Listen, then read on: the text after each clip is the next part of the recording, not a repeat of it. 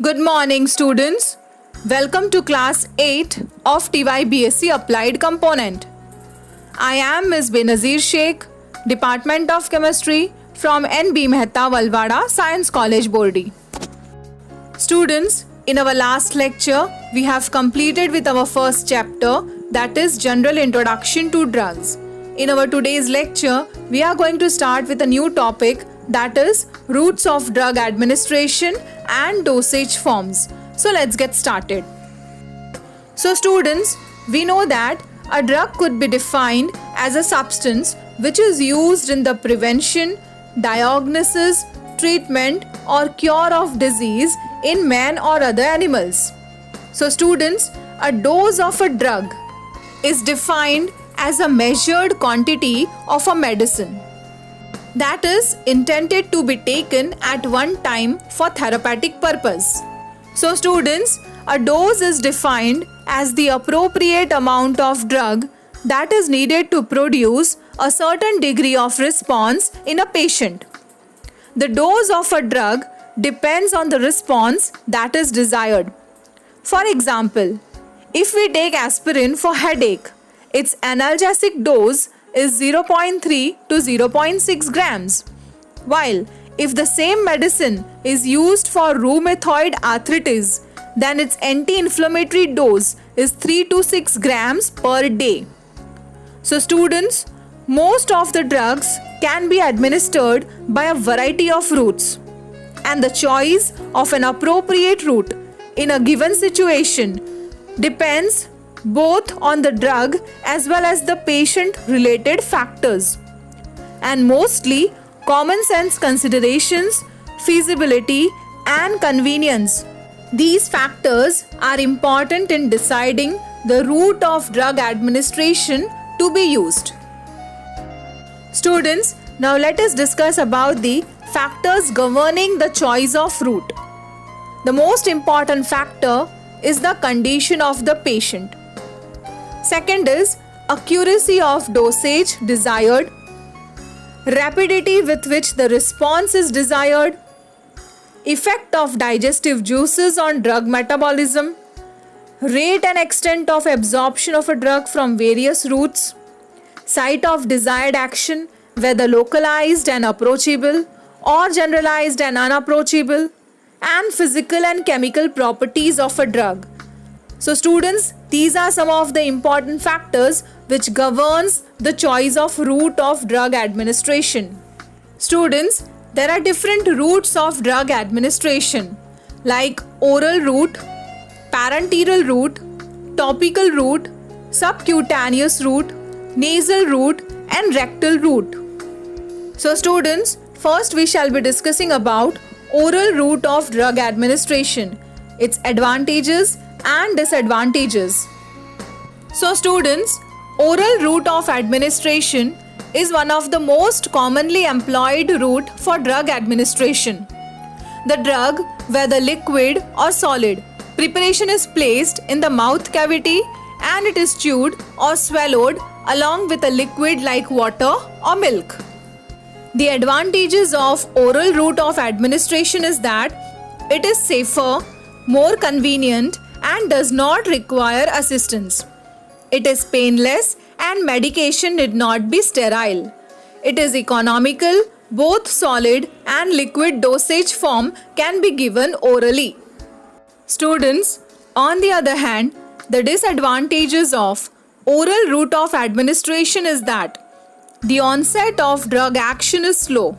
Therefore, this route is not suitable during emergencies. Most important, irritant and unpalatable drugs cannot be administered by this route. The route may not be useful in presence of vomiting and diarrhea. Students, these route cannot be used for uncooperative and unconscious patient, and certain drugs are not absorbed by this route. Students, drugs absorbed from stomach and intestine have to pass through liver and may get deactivated in the liver before reaching the site of action. Students, now let us discuss about the parenteral route of administration. its advantages and disadvantages. So students, parenteral route of administration refers to the administration of drug by injection, which takes the drug directly into the tissue fluid or bloodstream without having to cross the intestinal mucosa. Students, as compared to oral route of drug administration, parenteral route of drug administration involves faster action and is the most suitable route for emergencies.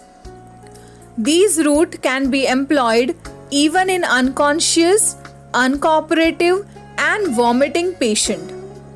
There is no chance of interference by food or digestive juices.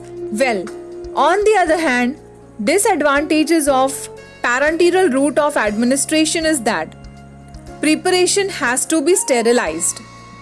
It is a costlier route, technique is invasive and painful, and assistance is required. And there are the chances of local tissue injury and it is risky at times. Students, consider the following parenteral route of drug administration.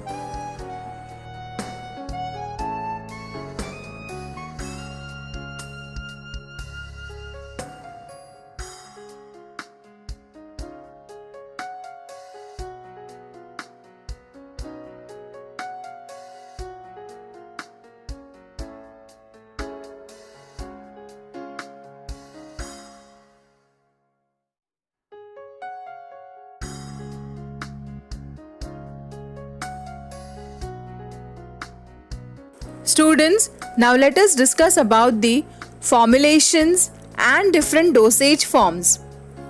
Drug formulation is a composition of pharmaceutical product which contains one or more drugs together with various excipients and adjuncts.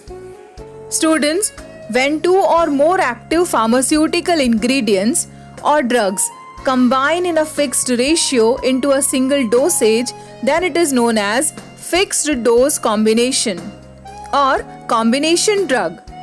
Polypill or combo pill is a combination drug product in a pill form, that is tablet or capsule. Earlier, fixed dose combination drugs were used against a single disease. For example, antiretroviral FDCs for AIDS. However, multiple diseases can also be treated using fixed dose combination. Consider few examples of fixed dose combinations like Vicks Action 500, antibiotic combination, Zimnic AZ, etc. Students, there are total 9 types of formulations. First is binders, second is fillers, third is disintegrants, fourth is lubricant, fifth is coloring, sixth is flavoring, seventh is preservative, eighth is antioxidant, and ninth is suspending agents. Students, binders are used to convert a free-flowing powder containing mixture of ingredients into a tablet, which provides cohesiveness to the tablet. For example, starch, paste, gelatin solution, cellulose solution, etc. Second is fillers. Fillers are used to make the powder bulky so that a tablet of acceptable size is produced. For example, calcium sulfate, calcium phosphate, lactose, cellulose, etc. Third is disintegrants. They are used in the solid dosage form. They are used to facilitate the disintegration of tablets in the gastrointestinal tract. For example, starch, clay, cellulose, etc. Fourth is lubricants. Lubricants are used to enhance the flow of the powder to the tablet machine and to prevent sticking of the tablet to the die of the tablet machine after the tablet is compressed. For example, hydrophobic substances like stearic acid, calcium or magnesium stearate. Fifth is coloring. They are added to impart color, elegance and to make the tablet easily identifiable by the patient. For example, capital FD and C yellow, it indicates tartrazine. Capital D and capital C red indicates erythrocin dye. Sixth is flavoring. They are used to impart a pleasant flavor and often color to the pharmaceutical preparation. For example, lactose, aspartame, that is artificial sweetener, etc. Seventh is preservatives. They are used to arrest the microbial growth and chemical degradation, thus to make a stable dosage form. For example, methyl and propyl esters of para-hydroxybenzoic acid, sodium benzoate, etc. Eighth is antioxidant. They are used to stabilize the compounds that are sensitive to oxidation. For example, sodium bisulfite, ascorbic acid, etc. And ninth is suspending agents. They are hydrophilic colloids that form colloidal dispersion with water. For example, sodium carbomethyl cellulose.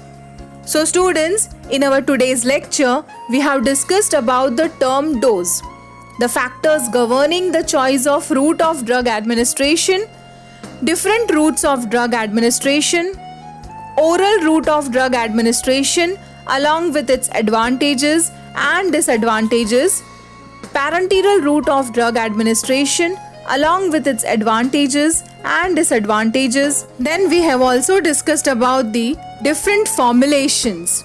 So students, in our next lecture, we shall be discussing regarding different dosage forms. Till then, take care.